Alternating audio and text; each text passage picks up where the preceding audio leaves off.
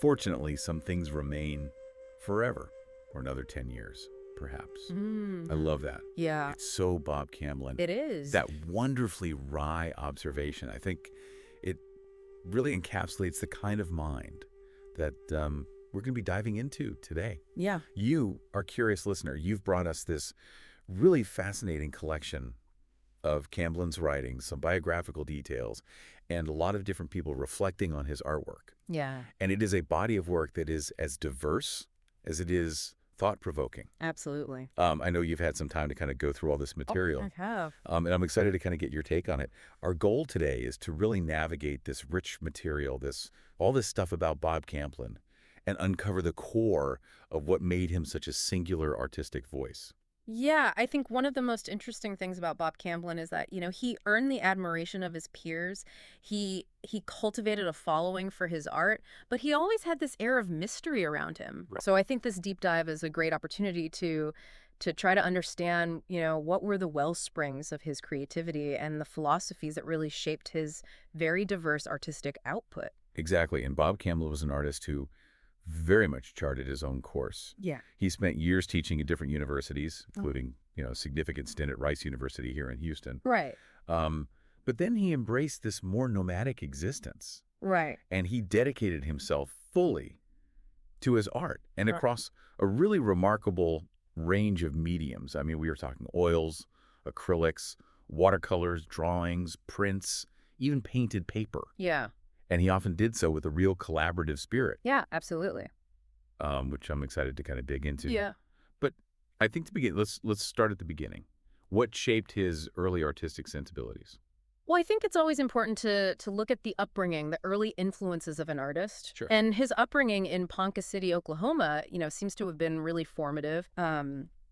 The grandeur of the Marland estate and the sort of imposing presence of that pioneer woman statue, Hmm. those were undoubtedly significant visual and cultural influences on him. Yeah, I can only imagine. I mean, those are really iconic images, Yeah. and very specific to that region. Right. I mean, I'm just thinking, like, you grow up seeing those things, they're gonna seep into your consciousness. Yeah, absolutely. And there's even a suggestion in some of the interpretations that there are these subtle echoes of the pioneer woman, Really? perhaps representing his mother, Viva Camblin, Yeah. that resonate in some of his later works. Wow. So, maybe taking on even more significance. That's interesting. It adds a whole other personal layer to his early visual vocabulary. Yeah. But he didn't just stay in Oklahoma, right? He went on to have formal art education. Of course, yeah. How did that play a role? Yeah, his time at the Kansas City Art Institute, that was a real foundation, Yeah. He learned the fundamentals. Sure. And then he got a Fulbright scholarship to Italy in 1955. Wow. I mean, that must have been a pivotal experience for him. Yeah, and in the mid-50s, I mean, that's a huge deal. Yeah, absolutely. I mean, to be able to travel abroad, Yeah. I mean, he must encountered so many new ideas and influences. Oh, for sure. It seems to have significantly broadened his horizons. Yeah. The biography highlights his deep appreciation for Renaissance art and Botticelli's Birth of Venus in particular. Oh, wow. That was a source of inspiration, and he did a later tribute to that. Wow, that's fascinating. But perhaps equally impactful, and this is a little bit darker, Okay. was his encounter with the Capuchin catacombs in Palermo. Oh, wow. The catacombs, okay. Yeah, have you ever seen pictures of those? I have. I mean, they're pretty striking images. They're very striking. Yeah. So the almost abstract figures of the mummified remains there, they profoundly affected him. Yeah. And this became a recurring motif in his work that he just called mummies. Mummies. I mean, it's a very stark image, but one that clearly resonated deeply with him. Yeah, It's interesting, right? You have these Oklahoma landmarks, you have these Renaissance masterpieces, and then you have this macabre imagery of the catacombs. Right. It's just fascinating how they could converge and inform his artistic vision. It's this collision of influences, isn't it? It really is. Yeah. So he comes back to the States, Yes, and he spends a lot of time in academia he does. before his nomadic period. That's right. Can you tell us a little bit about that time? Yeah, so he held teaching positions at a number of institutions, including the Ringling School of Art Right. the University of Illinois, Hmm. the University of Detroit, and then the University of Utah, uh, before he finally landed here in Houston at Rice in 1969. Okay. But it's important to note that even during his teaching career, he always maintained a private studio. Oh, interesting. And he was actively exhibiting his art. So, he was always committed to his own personal exploration that went beyond teaching. So it wasn't just a day job, Yeah, exactly. He was really committed to his art, his personal art. Absolutely. Okay, so that brings us kind of to the core of his artistic philosophy. It sounds like Camblin had some really deeply held convictions about the nature and the purpose of art. Oh, absolutely. He did. I think a central tenet of his belief system was that art speaks directly to the soul.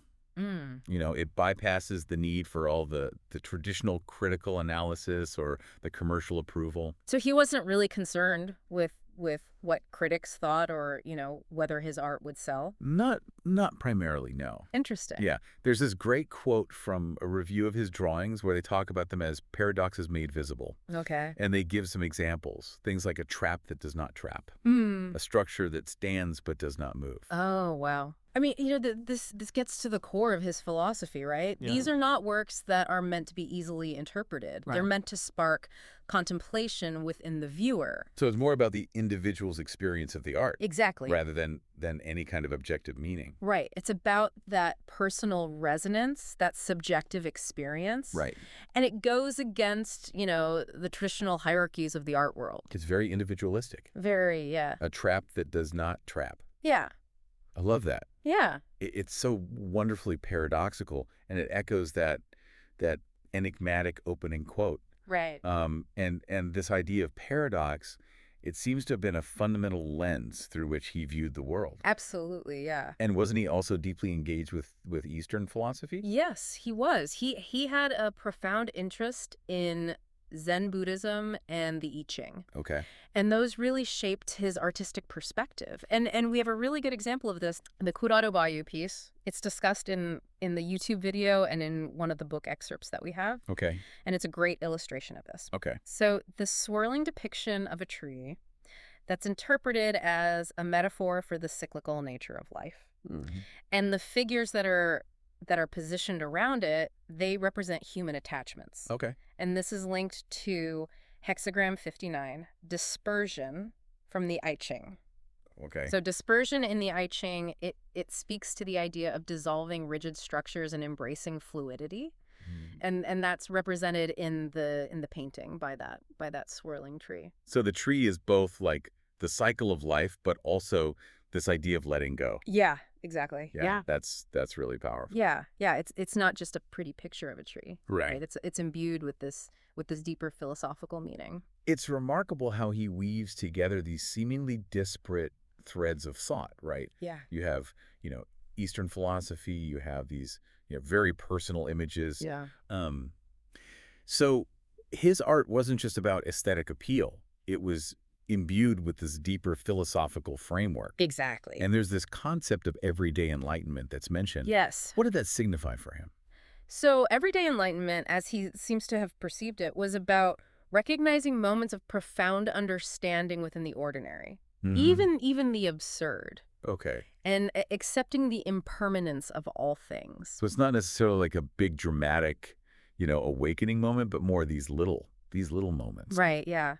It's about being present and finding meaning in the everyday and the constant flux of life, I see. rather than seeking these grand revelations. So it's finding the extraordinary within the ordinary. Exactly, yeah. And one of the book reviews even mentions his ability to find beauty in the absurd and humor in decay. Oh, that's interesting. Yeah. So, not shying away from these kind of like difficult or maybe even unpleasant aspects of life. Right, but finding something beautiful in them.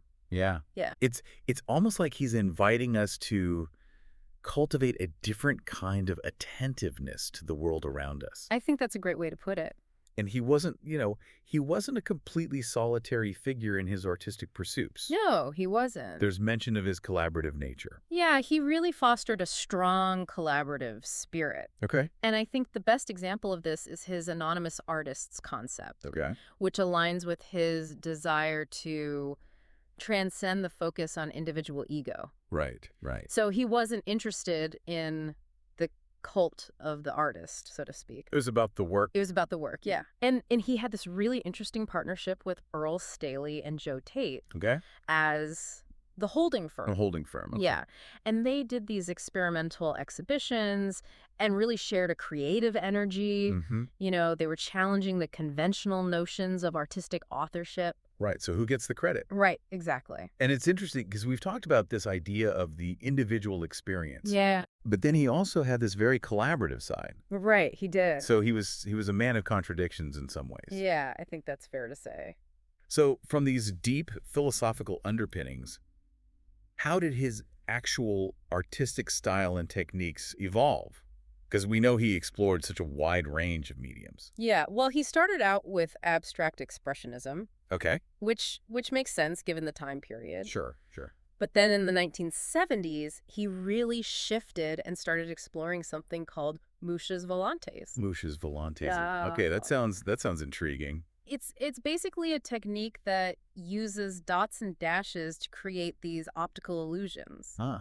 And it reflects his interest in challenging perception, blurring the lines between reality and illusion. Musha's Volantes. Like those are like the little floaters we sometimes see in our field of vision. Yeah, exactly. Huh. That's a really interesting connection Yeah. to the idea of shifting perception. Yeah, you know, making us question what we're seeing. Right, right.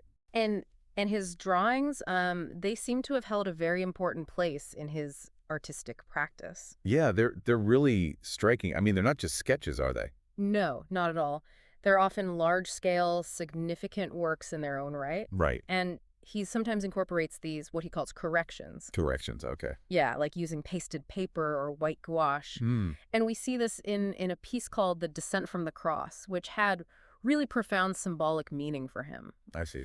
And his drawings from the 70s, they get really intricate, Yeah. you know, delving into themes of the life cycle, metamorphosis, and he often incorporates text, Oh, interesting. which functions both as information and as a kind of visual trap or a clue for the viewer. A trap. I love that. Yeah, It connects back to that fascination with paradox. right. It sounds like he's actively engaging the viewer in a visual dialogue. Yeah, like setting a puzzle. Yeah, exactly. And later on, he started to integrate those drawings with watercolors in this really unique way. Right. So he'd use these surface treatments to camouflage hidden images within the composition. Okay. You have to look really closely to see them. So he's rewarding a kind of more attentive, more intuitive form of observation. Exactly. You know, you have to go beyond the surface to uncover those deeper layers of meaning. It's clear that Camblin had a very distinct, a very deeply considered artistic vision. He did. But what were his perspectives on the broader art world? The galleries, the museums, you know, even the commercial aspects of art. Yeah, well, his writings and the biographical accounts suggest that he had a somewhat critical stance. Okay. He believed that galleries and museums often made the same mistakes as artists themselves. How so? Well, perhaps in their expectations or their approach to art. Okay. And he really disliked the idea of painting for money. You know, even declining payment on occasion. Really? Wow. Yeah. And there's this great anecdote about a patron who actually devised a system of sealing money in glass. So that he could offer payment to Camblin without that direct physical exchange. That's amazing. Yeah, he really wanted to distance himself from that transactional side of art. So how did he envision art being experienced then? Well, he thought that the artist should have control over the entire environment in which their work was presented. Okay. He felt that, you know, showing pieces in isolation or alongside a lot of other works could lead to confusion, Right. unintended comparisons. Right. You know, it could hinder the viewer's understanding. So it was about creating a kind of holistic experience Exactly. where the viewer could really connect with the artist's vision. Yeah, a more direct and intimate encounter with the art. Yeah, yeah. And despite his, you know, kind of reservations about the established art world, he still had some, you know, he still believed in some fundamental principles, right? Oh, yeah. Talked about faith and good work Yeah, faith and good work. as being these enduring, stabilizing forces. Yeah, he believed that ultimately the quality of the work itself would prevail. You know, any setbacks, any losses, those were just part of the game. So you just got to keep going. Exactly, yeah. Yeah. You got to have that faith, and you got to keep doing good work. Okay, so shifting our focus a little bit beyond his artistic philosophies, Sure. Camblin himself was a remarkably enigmatic individual. Yeah, there's no doubt about that. The biography really hints at a fascinating personal life. Yeah, so when he left academia in 1976, that was a real turning point. Okay. And he embraces this more nomadic existence, Right. travels, you know, creates art, sustains himself through sales and commissions, you know, gets inspiration from all these different cultures, Italy, France, Ireland, Mexico, South Pacific. Wow. It was a really, really fertile period for him. Yeah, he really seemed to embrace that freedom. He did, yeah. And then there's that almost legendary disappearance from Houston in the 80s. Yeah, right. As recounted by Earl Staley. Yeah, it's like he just vanished. It really adds to that mystery around him. Right. Staley mentions that after Camblin moved to the Oregon Post and then eventually to Louisiana with his wife Nancy, his friends in Houston lost touch with him. Wow. Yeah. And then, you know, later on when they tried to organize that retrospective, Oh, it was really difficult. Yeah. So yeah, very elusive. It's like he deliberately retreated from the public eye. Yeah, could be. And then you have the Mr. Peanut persona. Right. And the signing of works as anonymous. Yeah. I mean, those details are so intriguing. It's like he was this playful trickster, Yeah. you know, subverting expectations, distancing himself from that traditional idea of the artist as a celebrity. Right. And again, it goes back to that anonymous artist concept. Exactly. The focus is on the work. The work, Yeah. not the individual. Right. So as we kind of draw this deep dive into the world of Bob Camblin to a close, what would you say are the key takeaways from exploring his mind and his art? Well, I think Camblin's life and work show us the importance of questioning, the power of paradox, the search for deeper meaning. Right. He really believed in the interconnectedness of art and life. Yeah. And he was inviting us to engage with his creations, to explore our own inner world. It's really inspiring, isn't it? It is. You know, you, our listener, you brought us these sources. Yeah. And perhaps you were drawn to that sense of enigma, that intellectual engagement, that permeates all of Camblin's work. Absolutely. And now as you consider his ideas, this notion of concealed meanings, these deliberate traps, Right. what hidden meanings, what subtle traps might you be more attuned to in your own daily experiences? That's a great question. And it brings us to one final thought from Camblin. Okay. He once said, "You never miss the water until the wells run dry." It's a simple statement, but it makes you think about what we take for granted, Right. the things that sustain us. The unseen things. Yeah, the unseen things. And then there's this other quote about art that's really fascinating. He said, "Art is and it isn't." Wow. So maybe for Camblin, the true art lies in the interpretation, the personal journey of discovery. Yeah. Yeah. So it's not just about the object, it's about the experience. Exactly. Wow. Yeah. That's beautifully articulated. Hmm. And for those of you listening who find yourselves really intrigued by Bob Camblin, by his art, by his life, Yeah, there are more resources out there. absolutely. There's a really good biography by Pete Gershon. Mm-hmm. And I know there are some volumes related to Zen and the art of enlightenment that might be of interest as well. Yeah. But we encourage you to continue your own deep dive Yeah, into this really fascinating and enigmatic artist, absolutely. Bob Camblin. Bob Camp.